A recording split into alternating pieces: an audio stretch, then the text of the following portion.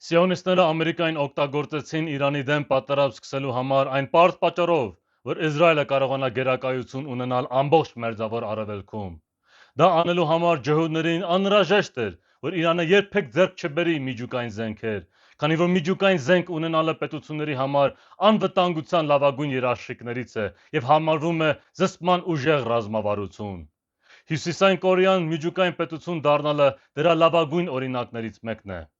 Սադամ Հուսեյնը պարզվեց չուներ զանգվածային ոչնչացման զենքեր, ինչպես ԱՄՆ-ի սիոնիստական մեդիան ուզում էր հասարակությանը խաբելով համոզել, եւ դրա համար Վաշինգտոնը հանգիստ գահանքեց արեց նրան 2003 թվականին։ Իսկ Մուամմար Քադաֆին էլ նույն 2003 թվականին հրաժարվեց Լիբիայի միջուկային զենքի ծրագրից եւ նրան եւս 2011 թվականին գահանքեց արեցին ու երկիրը վերածվեց քաոսի։ Իսկ Հյուսիսային Կորեայի ռեժիմը դեռ կանգուն է մնացել, քանի որ դարձավ միջուկային պետություն, ապացուցելով, որ միջուկային զենք ունենալը իսկապես գործում է որպես զսպման միջոց։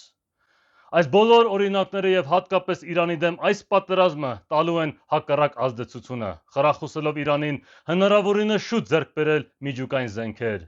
Միանշանակ կխրախուսի աշխարհով մեկ տարբեր պետություններին նույնը անել, քանի որ նրանք էլ նույնպես չեն ցանկանում Սադամի ու Քադաֆի ճակատագրին արժանանալ։ Այս պատերազմները աշխարհը ոչ թե ավելի ապահով են դարձրել մարդկության համար, այլ միանշանակ ավելի վտանգավոր եւ օրհասական։